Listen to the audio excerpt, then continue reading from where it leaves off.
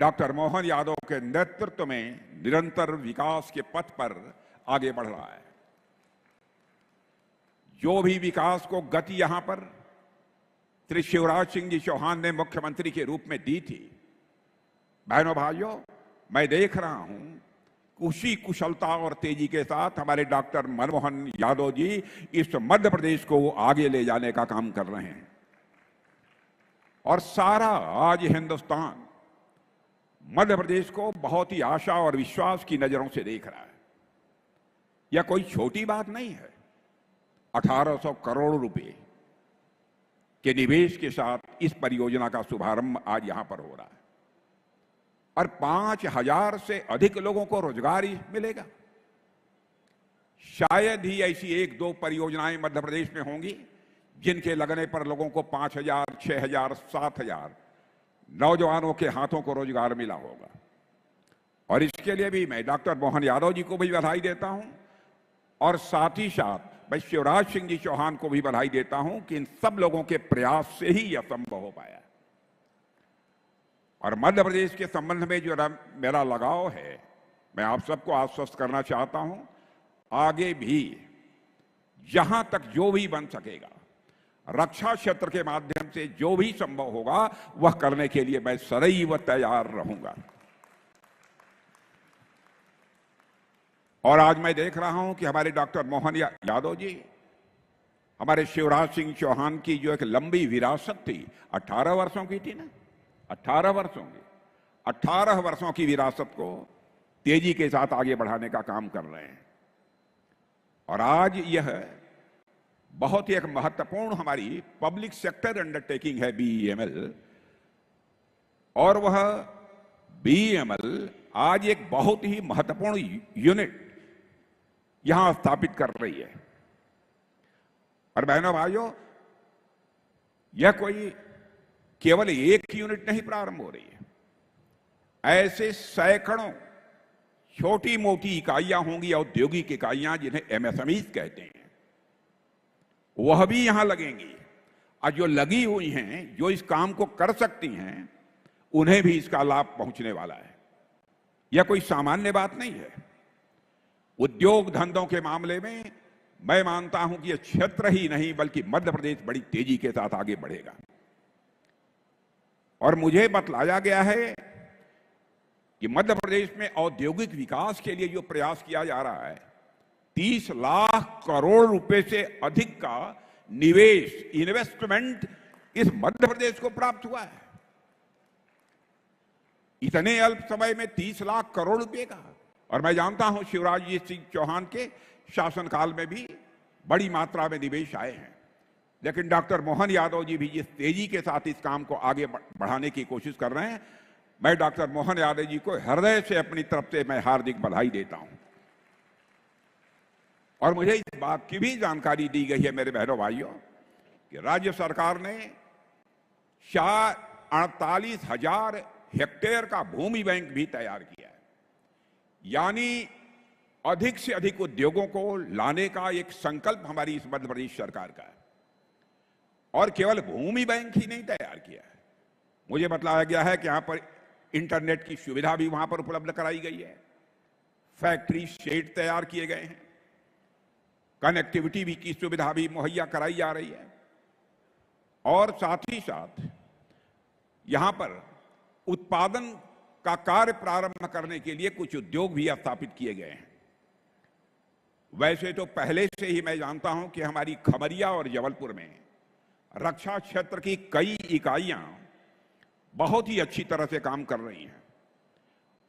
और मैंने यह अनुभव किया है पिछले 25-30 वर्षों में कि रक्षा क्षेत्र का एक केंद्र बनने के लिए जो गुण चाहिए, जो संसाधन चाहिए, बहनों भाइयों, इस मध्य प्रदेश में वह गुण भी हैं मध्य प्रदेश वासियों के अंदर, और साथ ही साथ वह संसाधन भी मध्य प्रदेश के पास है, ऐसा मैंने महसूस किया है।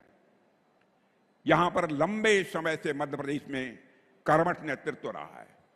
सुंदरलाल जी पटवा, यहां पर हमारे शिवराज सिंह चौहान 18 वर्षों तक मुख्यमंत्री, और एक नौजवान आज डॉक्टर मोहन यादव ने कमान संभाली है।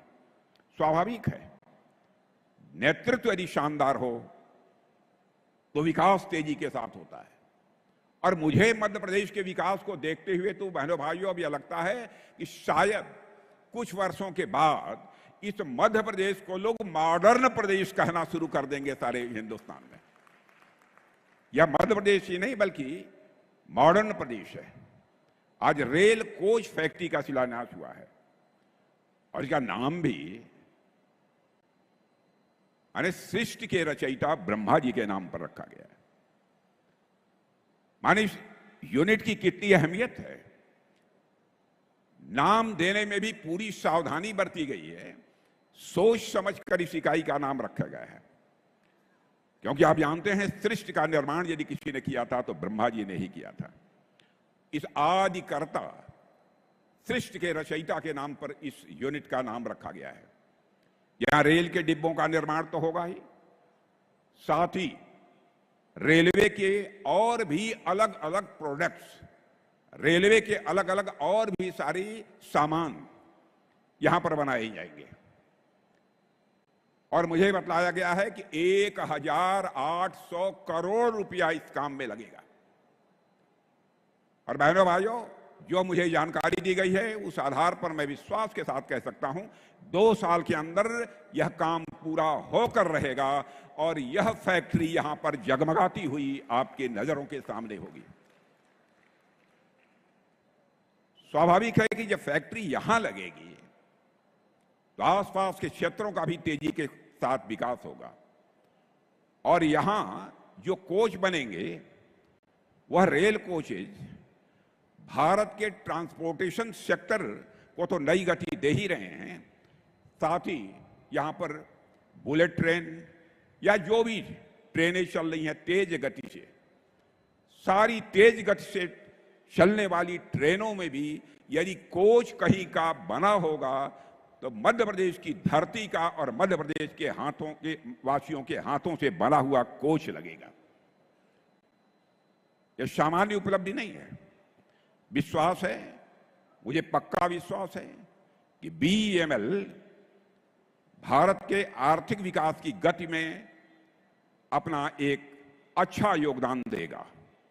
और हमारी सरकार का जहां तक प्रश्न है मेरे बहनों भाइयों, आर्थिक विकास और स्वावलंबन पर हमारे प्रधानमंत्री मोदी जी विशेष बल दे रहे हैं।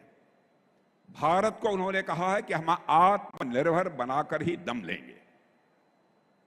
पहले आपने देखा होगा कि अधिकांश बड़ी बड़ी मशीनें, बड़े बड़े कलपुर्जे दुनिया के दूसरे देशों में बनते थे, लेकिन हमारे प्रधानमंत्री ने करिश्माई काम किया है बहनों भाइयों, करिश्माई काम किया है। आज बड़ी बड़ी चीजें, बड़े बड़े प्लेटफॉर्म्स, बड़ी बड़ी मशीनें भारत की धरती पर तैयार हो रही हैं और भारतवासियों के हाथों से तैयार हो रही हैं। हम भारत में भी उसका उपयोग कर रहे हैं और दुनिया के दूसरे देशों को भी हम भेज रहे हैं। और जैसा शिवराज सिंह जी चौहान ने कहा है कि हमारी सरकार ने मोदी जी के नेतृत्व में कितना प्रभावी काम किया है। जो हमारा भारत धन दौलत के मामले में, धन दौलत के आकार के मामले में 2014 में दुनिया के देशों में 11वें स्थान पर खड़ा था, बहनों भाइयों आपको जानकर खुशी हो गई कि भारत अब यह कोई सामान्य देश नहीं रहा है, बल्कि धन दौलत के मामले में हमारा भारत दुनिया के टॉप के 4 देशों की कतार में आकर खड़ा हो चुका है। दुनिया के 4 देशों की कतार में आकर खड़ा हुआ है। और जितने भी बड़े देश हैं उनमें सबसे अधिक तेजी से आगे बढ़ने वाली अर्थव्यवस्था यदि किसी देश की है जो सबसे तेजी के साथ बढ़ रही है, लगभग 6.5% से अधिक दर से बढ़ रही है, तो हमारे और आपके देश या भारत की अर्थव्यवस्था सबसे तेजी के साथ आगे बढ़ रही है। और मैं फिर से दोहराना चाहता हूं, बड़े देश जितने भी हैं उनमें सर्वाधिक तेजी से आगे बढ़ने वाली अर्थव्यवस्था यदि कहीं की है तो हमारे भारत की है। भारत जब इतनी तेजी के साथ आगे बढ़ रहा है, इसका मतलब है देश आगे बढ़ रहा है तो हमारे देशवासी भी उसके साथ आगे बढ़ रहे हैं।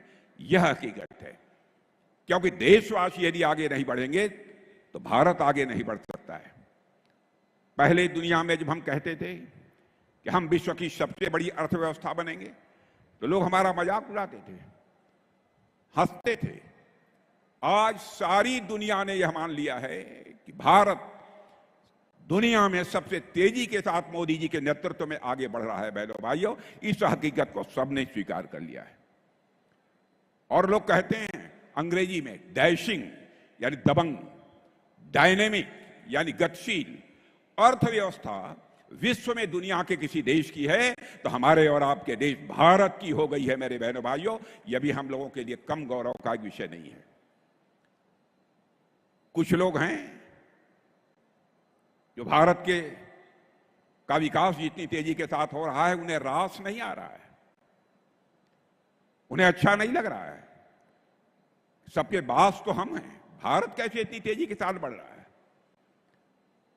और बहुतों के द्वारा यह कोशिश की जा रही है कुछ ऐसा किया जाए ताकि भारत में भारतवासियों के हाथों से जो चीजें तैयार होती हैं वह दुनिया के देशों में जाएं तो उन देशों में बनने वाली चीजों से वह महंगी हो जाएं, ताकि भारत की धरती पर भारतवासियों के हाथों से बनी हुई चीजें जब महंगी हो जाएंगी तो दुनिया के दोस्त को लोग उसे नहीं खरीदेंगे। यह कोशिश की जा रही है।